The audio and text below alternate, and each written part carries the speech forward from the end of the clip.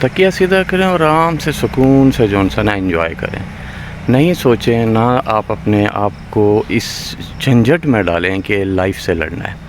یہ میں آپ کو کانسیپٹ بتا رہا ہوں. 2500 سال پہلے ایک فلاسفر گزرا ہے، لاؤ زی. اس نے اپنی بک تاؤ ٹی چنگ میں لکھا ہے کہ آپ کو نا زندگی سے لڑنے کی ضرورت نہیں ہوتی، جسٹ فطرت کے ساتھ انجوائے کریں.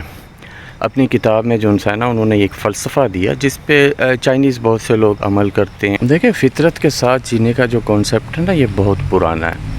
تو اس سمبل میں صاف دکھایا گیا ہے کہ ہر رات کے بعد دن ہے، ہر خزاں کے بعد بہار ہے. یہ جون سی کائنات، یہ جو ہماری دنیا ہے نا سائیکلز پہ چل رہی ہے. تو اس میں جو ہے نا آپ کو ایکسٹرا ایفرٹس اور اپنی مرضی کے خلاف جانے کی ضرورت نہیں ہے کہ میں یہ کر لوں گا اور میں یہ پا لوں گا. کوئی فائدہ نہیں ہے. Each and everything written ہے.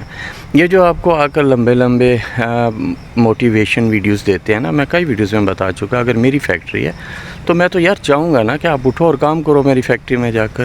تو میں تو کہوں گا محنت کرو گے تو آپ کو بہت کچھ مل جائے گا. لیکن ایک سینیریو دیکھو، آپ نے ساری لائف لگا دی محنت کرتے ہوئے، صبح بھی جاب کر رہے ہیں، شام بھی جاب کر رہے ہیں، آپ نے گھر بنا لیا. تو کیا کر لیا آپ نے؟ آپ کی ایج 50 سے ابو ہو چکی ہے، 60 ہو چکی ہے. کتنا اس میں اور انجوائے کریں گے آپ؟ بچوں کے لیے بنایا. بچے اگر آپ کے نالائق ہیں تو وہ ویسے ہی اس کو بیچ کے کھا جائیں گے. اگر لائق ہیں تو وہ آپ سے بڑے امپائر اس ٹائم کھڑے کر دیں گے. 4 بنگلے ہوں گے.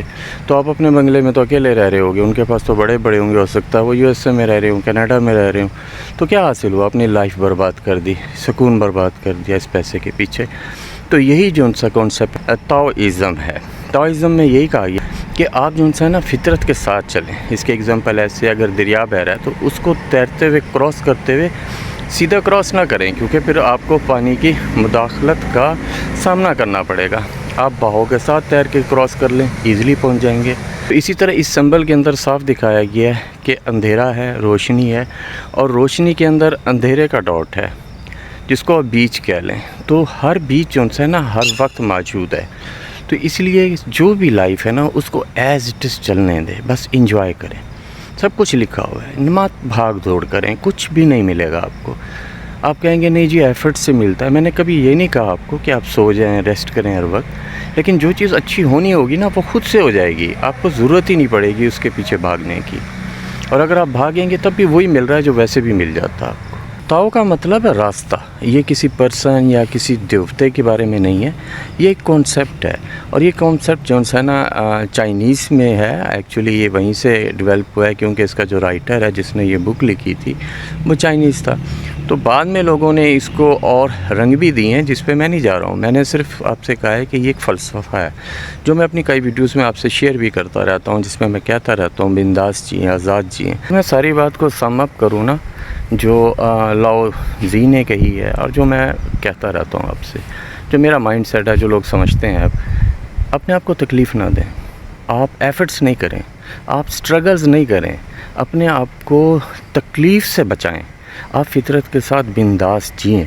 ہر چیز وقت آنے پر نہ بدل جاتی ہے. جیسے ہر سکھ کے بعد دکھ ہے، دکھ کے بعد سکھ ہے. یہ سائیکلز ہے. آپ اگر مشکل میں ہیں تو صبر کرنے کا کہا جاتا ہے نا. وہ ایکچولی وہ ٹائم پیریڈ ہے. وہ جب ٹائم پیریڈ آٹومیٹکلی گزر جائے گا، آپ اس میں بنداس گھومتے رہیں، عیش کریں، موجیں کریں، جو بھی ہے اپنے آپ کا دل بہلائیں، تو وہ اس نے گزر جانا ہوتا ہے. یہ سب چیزیں اسی طرح چل رہی ہیں. یہ دنیا جو ان سے ہے نا سائیکلز پہ ہے. تو اس میں اپوزٹ ہوا کے مت اڑیں. آپ کو تکلیف ہوگی، آپ تھک جائیں گے جلدی، اور کچھ بھی نہیں ہوگا. ملے گا وہی جو آپ فطرت کے ساتھ چلتے ہوئے بھی حاصل کر لیں گے اور بڑے سکون سے حاصل کریں گے. Thank you very much for watching.